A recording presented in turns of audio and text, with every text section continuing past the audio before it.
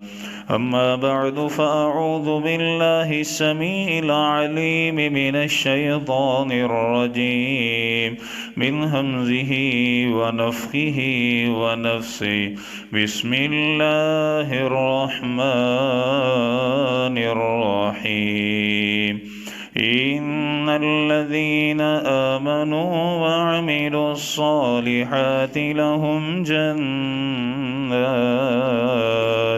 تجري من تحتها الأنهار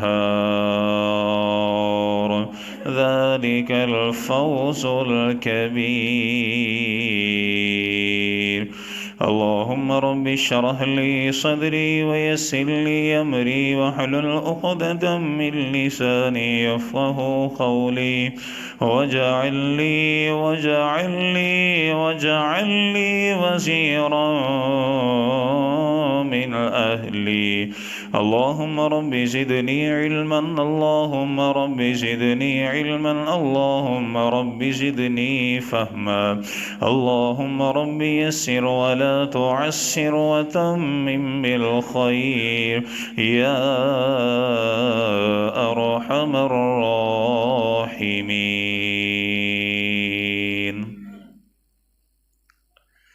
حمد و ثنا تمام تر کبریائی بڑیائی بزرگی برتری تمام تر عطائی شہنشائی کبریائی بڑائی تمام تر تعریفات تسبیحات تمحیدات تحلیلات تکبیرات اللہ جل جلالہ رب العالمین احکم الحاکمین خالق کائنات مالک ارض و سما کی بابرکت اور پررحمت ذات کے لیے، اور درود و سلام آقا دو جہان امام الانبیاء امام المجاہدین خاتم النبیین رحمت للعالمین سید الاولین والآخرین پیغمبر انقلاب حضرت محمد الرسول اللہ صلی اللہ علیہ وسلم کی بابرکت اور پررحمت ذات کے لیے ذی وقار میرے محترم معزز عزیز ساتھیوں بھائیوں دوستوں صاحبوں عزیزوں، میری دلی دعا ہے میرا خالق میرا مالک ہماری آج کی یہ حاضری اپنی بارگاہ میں قبول فرمائے۔ اللہ تعالیٰ قبول فرما کر ہماری نجات، ہمارے والدین اساتذہ کرام محسنین، اللہ تعالیٰ تمام اہل و عیال تمام انسانیت کی ہدایت اور ہدایت کے بعد نجات کا ذریعہ بنائے، سبب بنائے، آمین۔ اللہ تعالیٰ ہم سب کو جنت کا داخلہ عطا فرمائے، جہنم سے محفوظ فرمائے، آمین۔ پیارے پیغمبر علیہ الصلاۃ والسلام کی حدیث صحیح الترغیب والترہیب میں ہے، حضرت معاذ بن جبل رضی اللہ تعالی عنہ آپ فرماتے ہیں کہ جاء رجل الی النبی صلی اللہ علیہ وسلم، کہ ایک آدمی اللہ کے نبی جناب محمد الرسول اللہ صلی اللہ علیہ وسلم کے پاس آیا اور آ کر عرض کرتا ہے دلنی الی عمل اذا عملتہ دخلت الجنہ، کہ اللہ کے نبی صلی اللہ علیہ وسلم مجھے کچھ ایسے اعمال بتلائیے، میری رہنمائی فرمائیے کہ جن کو میں کروں، جو اعمال میں کروں، جو نیکیاں میں کروں، دخلت الجنہ، میرا خالق میرا مالک اپنی خاص رحمت سے مجھے جنت کا داخلہ عنایت فرمائے۔ تو یہ بات ہمارے عقیدے میں شامل ہے کہ انسان اپنے عمل کی وجہ سے جنت میں جا سکتا نہیں، اور جو مسلمان اس نیت اور ارادے سے نیکی کرتا ہے کہ مجھے اس کا ثواب ملے گا، مجھے اس کی نیکی ملے گی، نبی کریم صلی اللہ علیہ وسلم نے ایسا ذہن رکھنے سے بھی منع فرمایا۔ آپ نے فرمایا کوئی بھی نیکی کرو، کوئی بھی عمل کرو، کس نیت سے کرو کہ میرا اللہ مجھ سے راضی ہو جائے۔ یہ نہیں کہ میں صدقہ اس نیت سے کروں کہ اس صدقے کی وجہ سے میرا اللہ مجھے 10 گنا نیکیاں 10 گنا مال عطا فرمائے گا. نہیں، نیت یہ ہو کہ میں یہ نیکی کر رہا ہوں، میرا اللہ اس سے راضی ہوگا اور مجھ پر اپنا فضل نازل فرمائے گا. یا رسول اللہ صلی اللہ علیہ وسلم، مجھے کوئی عمل بتلائیے کہ میں کروں، دخلت الجنہ، اس عمل کی وجہ سے میرا اللہ مجھ پر راضی ہو جائے اور وہ مجھے جنت کا داخلہ عنایت فرمائے. معاذ بن جبل فرماتے ہیں کہ اللہ کے نبی جناب محمد الرسول اللہ صلی اللہ علیہ وسلم نے 3 عمل بتلائے. آپ نے رہنمائی فرمائی کہ یا میرے ساتھی یہ 3 عمل کر لے، 3 نیکیاں کر لے، اللہ کی رحمت تجھ پر نازل ہوگی، اللہ کی رحمت سے تو جنت میں داخل ہو جائے گا. رسول اللہ صلی اللہ علیہ وسلم نے پہلا عمل ذکر فرمایا، لا تشرک باللہ، لا تشرک باللہ وَإِنْ عُذِّبْتَ وَحُرِّقْتَ. آپ نے فرمایا کہ یا میرے صحابی، کبھی بھی اللہ کے ساتھ تو شرک نہ کرنا، خواہ تجھے عذاب میں مبتلا کیا جائے، خواہ تجھے جلتی ہوئی آگ میں جلا دیا جائے، لیکن کبھی بھی اللہ سبحانہ و تعالی کے ساتھ شرک نہ کرنا. پتہ یہ چلا کہ اگر کسی کو سولی کے اوپر لٹکا دیا جائے یا آگ میں جلا دیا جائے تو کوئی بڑی بات نہیں، لیکن اگر اس نے اللہ کے ساتھ شرک کر لیا، اگر اس نے اس کبیرہ گناہ کا ارتکاب کر لیا تو یہ بہت بڑی بات ہے، اور اتنی بڑی بات کہ اسی بات کی وجہ سے اللہ اسے جہنم میں داخل کر دیں گے. اور ایک اور بات کہ اگر کوئی انسان آگ میں جل کر فوت ہو جائے، عقیدہ توحید ہو، جنت میں داخل ہوگا انشاءاللہ. اگر کسی کو سولی پر لٹکا دیا جائے، عقیدہ توحید ہو، جنت میں داخل کیا جائے گا. اور اگر کوئی بیت اللہ کے اندر بھی فوت ہو جائے، عقیدہ ٹھیک نہ ہو، کبھی جنت میں جا سکتا نہیں. اب آپ توجہ فرمائیں، یہ شرک کتنا بڑا گناہ ہے. اللہ سبحانہ و تعالی نے سورہ لقمان آیت نمبر 13 میں ذکر فرمایا کہ حضرت لقمان نے اپنے بیٹے کو اپنے سامنے بٹھایا اور اپنے بیٹے کے عقیدے کی اصلاح فرما رہے ہیں. دعا کیجیے اللہ ہمیں بھی اپنی اولادوں کی اصلاح کی توفیق عطا فرمائے. اللہ کے نبی صلی اللہ علیہ وسلم نے فرمایا، مسلمانوں، جب آپ کو اللہ اولاد عطا فرمائے، اس کی زبان کے اوپر ماما بابا بعد میں نکلے، سب سے پہلے جو جملہ نکلے وہ نکلے لا الہ الا اللہ. یہ اللہ کے نبی کی صحیح حدیث ہے. آپ نے فرمایا جب آپ کی اولاد بولنا شروع کرے، اسے سب سے پہلے جو کلمہ سکھانا ہے، جو چیز سکھلانی ہے، وہ توحید سکھلانی ہے، لا الہ الا اللہ. اپنے بیٹے کو سامنے بٹھایا، کہتے ہیں کہ یا بنیا لا تشرک باللہ، اے میرے بیٹے کبھی بھی اللہ کے ساتھ شرک نہ کرنا، ان الشرک لظلم عظیم، جو شرک ہے یہ ظلم عظیم ہے. کتنا بڑا ظلم عظیم ہے. اللہ سبحانہ و تعالی نے سورہ انعام آیت نمبر 83 سے 88 تک 17 انبیاء علیہم السلام کا نام لے کر ذکر فرمایا. 1 2 3 4 5 6 نہیں، 17 انبیاء کا نام لے کر ذکر فرمایا.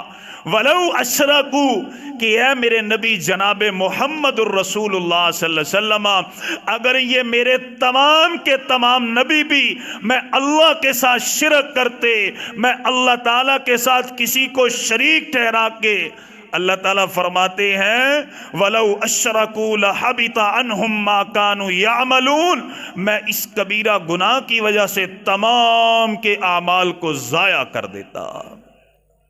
اور یہیں پہ بس نہیں، اللہ سبحانہ و تعالی نے سورہ زمر میں ذکر فرمایا، آیت نمبر 65 میں ذکر فرمایا تمام انبیاء علیہم السلام کے بارے میں ذکر فرمایا، حضرت آدم علیہ السلام سے لے کر جناب محمد الرسول اللہ خاتم النبیین رحمت للعالمین تک ذکر فرمایا۔ اللہ تعالیٰ فرماتے ہیں نبی صرف تو نہیں، تجھ سے پہلے جتنے نبی گزرے ہیں، وَلَقَدْ أُوحِيَ إِلَيْكَ وَإِلَى الَّذِينَ، اے میرے سونے نبی جناب محمد الرسول اللہ صلی اللہ علیہ وسلم، میں نے آپ کی طرف وحی کی، آپ سے پہلے تمام انبیاء کی طرف اس وحی کو نازل کیا کہ جو بھی میں اللہ سے شرک کرے گا وہ خاسرین میں سے ہو جائے گا، میں اس کے اعمال کو ضائع کر دوں گا۔ اللہ اکبر کبیرہ۔ تو اسی لیے اللہ کے نبی صلی اللہ علیہ وسلم نے سب سے پہلی نصیحت ذکر فرمائی، لا تشرک باللہ، کہ اے مجھ سے سوال کرنے والے اللہ کے ساتھ شرک نہ کرنا۔ جس چیز کے اوپر، جس عمل کے اوپر عبادت کا لفظ بولا جائے گا وہ کس کے لیے ہوگی؟ اللہ کے لیے، خواہ وہ صدقہ ہو، خواہ وہ خیرات ہو، خواہ وہ نماز ہو۔ التحیات للہ والصلوات والطیبات، اے اللہ میری زبانی عبادتیں، اے اللہ میری بدنی عبادتیں، والطیبات، اے اللہ میری ساری کی ساری مالی عبادتیں، للہ کس کے لیے ہیں؟ اللہ کے لیے۔ یہ ہے توحید۔ قُلْ إِنَّ صَلَاتِي وَنُسُكِي وَمَحْيَايَ وَمَمَاتِي لِلَّهِ رَبِّ الْعَالَمِينَ، کہ اے میرے خالق، میرے مالک، بے شک میرا جینا، میرا مرنا، میری قربانی، میرے شب و روز جس ذات کے لیے ہے وہ ذات کون ہے؟ لِلَّهِ رَبِّ الْعَالَمِينَ۔ وَإِنْ عُذِّبْتَ وَحُرِّقْتَ، اگر تجھے عذاب میں مبتلا کیا جائے۔ حضرت بلال کا سب کے سامنے واقعہ ہے، یاسر و عمار کے واقعات قرآن اور حدیث میں موجود ہیں۔ بڑھا جائے کہ ان لوگوں نے اسی توحید کے لیے اپنا تن من دن سب کچھ قربان کر دیا۔ تو اللہ کے نبی نے فرمایا لا تشرک باللہ، اللہ کے ساتھ شرک نہ کرنا۔ اگلی بات توجہ فرمائے، اللہ کے نبی صلی اللہ علیہ وسلم نے دوسری بات ذکر فرمائی۔ آپ نے فرمایا اطیع والدیک، کہ یا مجھ سے سوال کرنے والے اپنے والدین کی فرما برداری کرنا۔ وَإِنْ أَخْرَجَاكَ مِنْ مَالِكَ، اگرچہ تیرے والدین تیرے مال کو کھا جائیں، اگر تجھے گھر سے بھی نکال دیں، اگر تمہارے لیے اپنی زبان کو سخت بھی کر لیں، اطیع والدیک، تیرے اوپر فرض ہے، لازمی ہے کہ تو نے اپنے والدین کی فرما برداری کرنی ہے۔ اور اللہ اکبر کبیرہ، آپ حیران ہوں گے کہ اللہ سبحانہ و تعالی نے قرآن مجید فرقان حمید میں جہاں پر اپنی عبادت کا ذکر فرمایا، قرآن کو پڑھ کے دیکھیں، جہاں پر اللہ تعالیٰ نے اپنی توحید کا ذکر فرمایا، اپنی عبادت کا ذکر فرمایا، اطاعت کا ذکر فرمایا، ساتھ ہی اللہ سبحانہ و تعالیٰ نے والدین کے ساتھ حسن سلوک کا ذکر فرمایا۔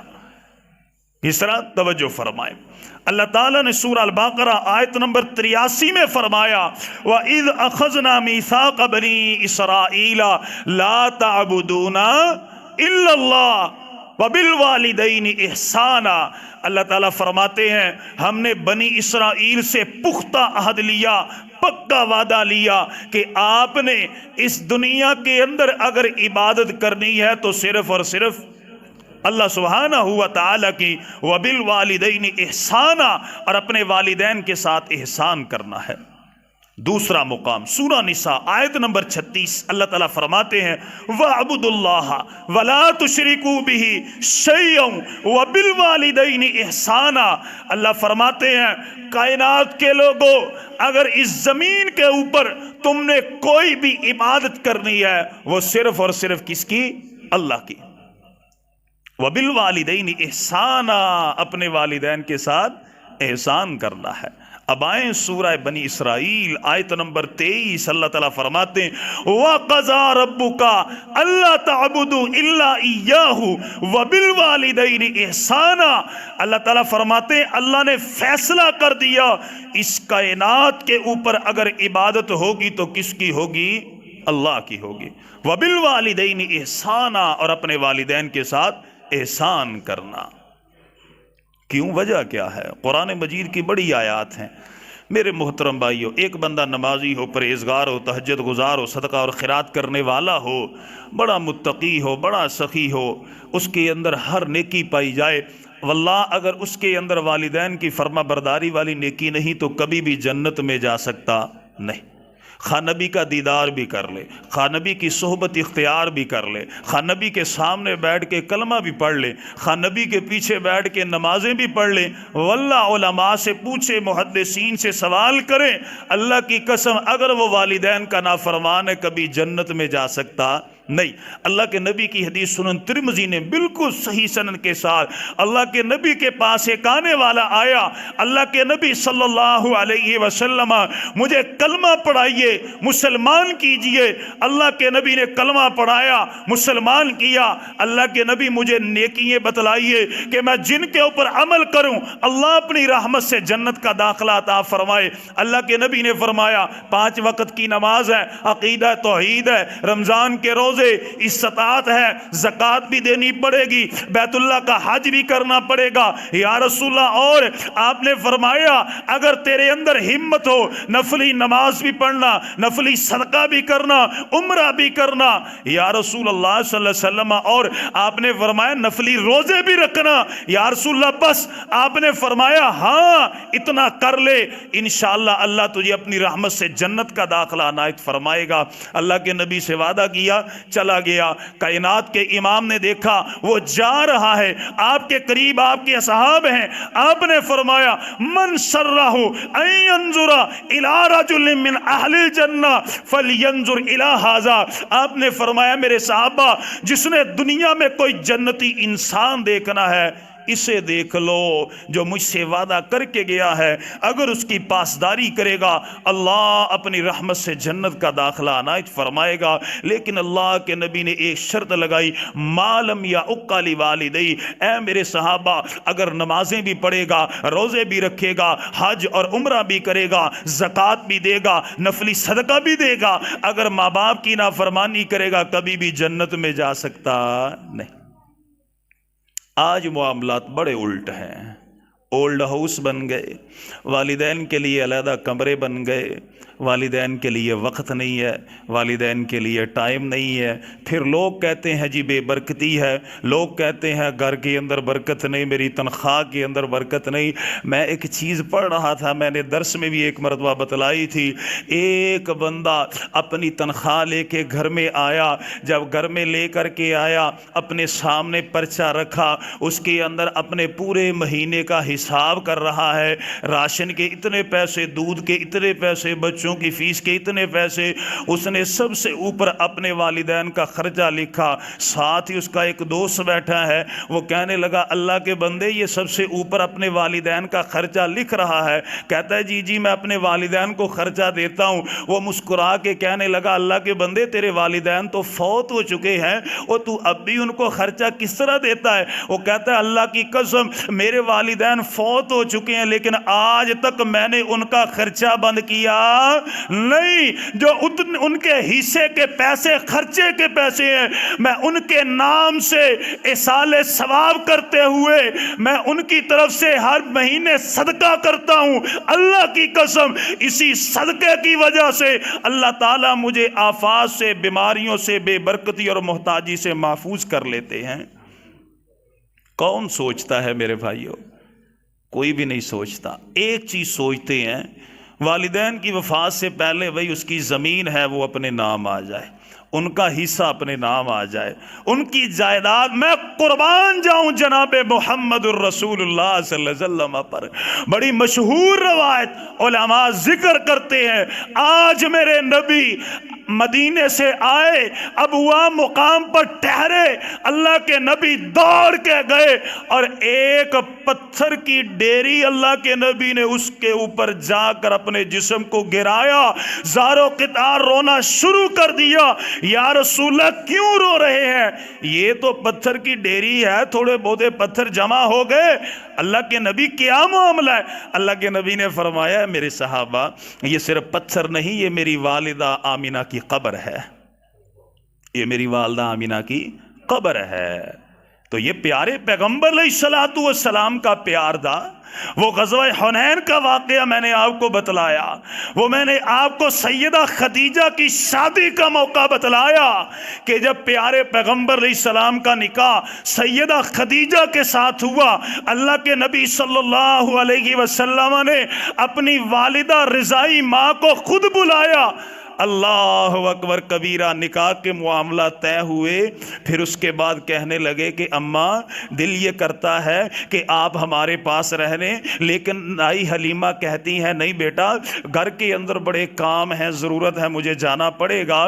میرے محبوب پیغمبر نے اپنی رضائی ماں کا بازو پکڑا، سیدہ خدیجہ کے پاس لے کر کے آئے، کہتے ہیں کہ خدیجہ اب ماں نے واپس جانا ہے۔ سیدہ خدیجہ نے اپنے سینے کے ساتھ لگایا، کہتے ہیں کہ ہم اماں کو اس طرح واپس نہیں جانے دیں گے۔ میرے محترم بھائیوں، دارالسلام مکتبے سے یہ کتاب شائع ہوئی، آج بھی مکتب میں پڑھی ہوئی الحمدللہ میرے پاس موجود ہے۔ لکھنے والے لکھتے ہیں سیدہ خدیجہ نے اپنے سینے کے ساتھ لگایا، زاروں قطار رونا شروع کر دیا، ہم آپ کو جانے نہیں دیں گے۔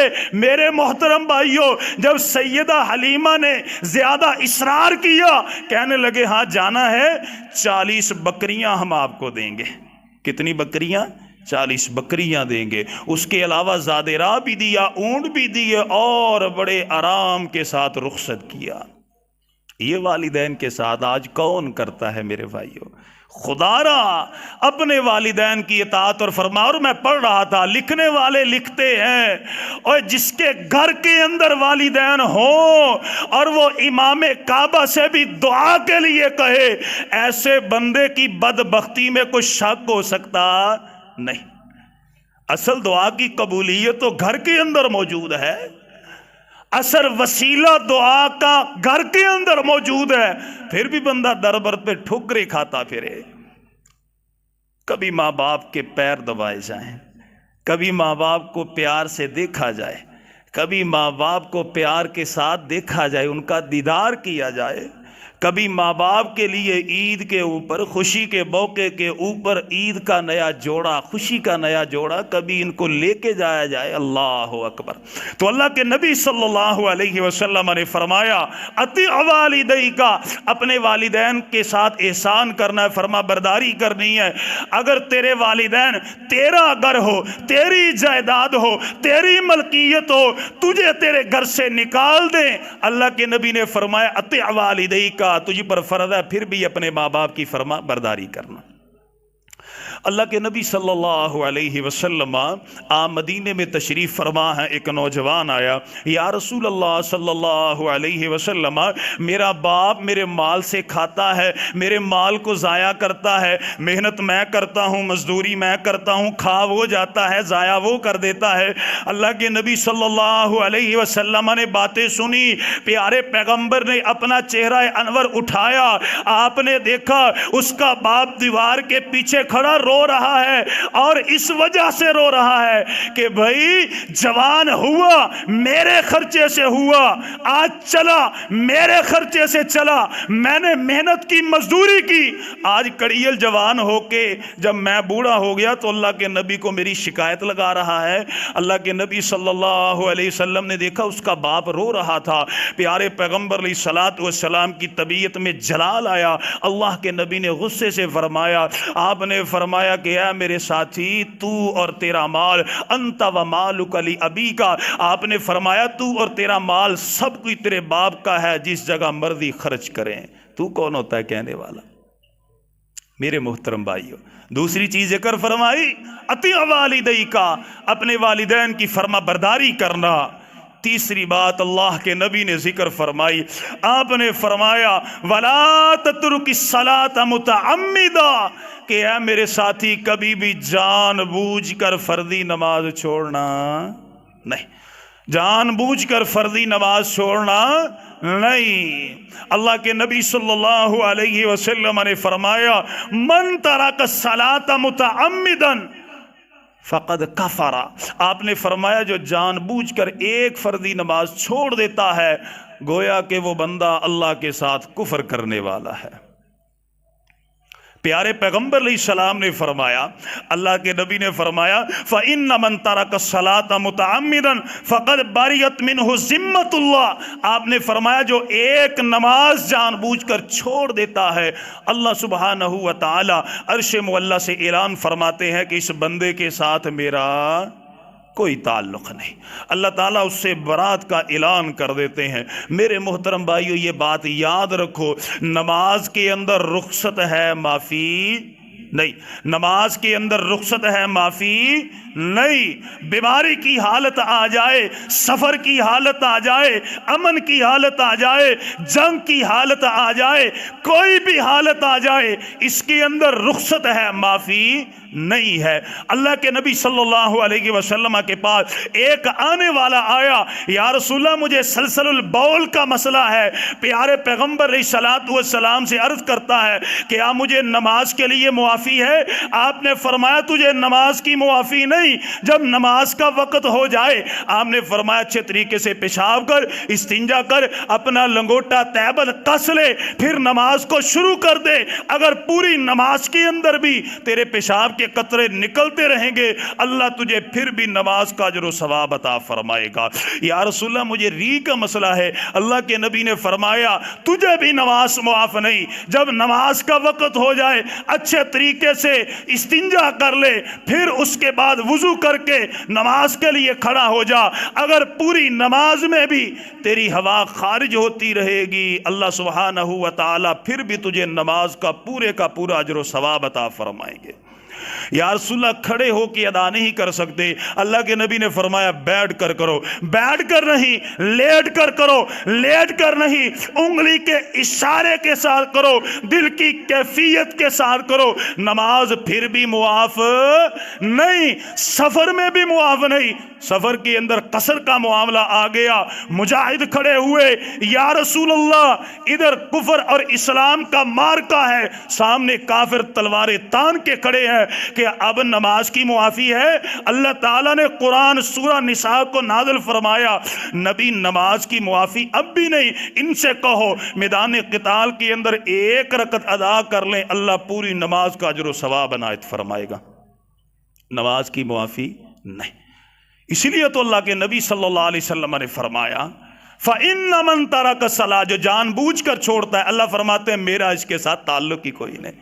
ایک آخری بات، ایک ویسے واقعہ بنایا بچوں والا، استاد کلاس میں آیا، میری اور آپ کی اصلاح کے لیے اللہ ہمیں نمازی بنائے، آمین۔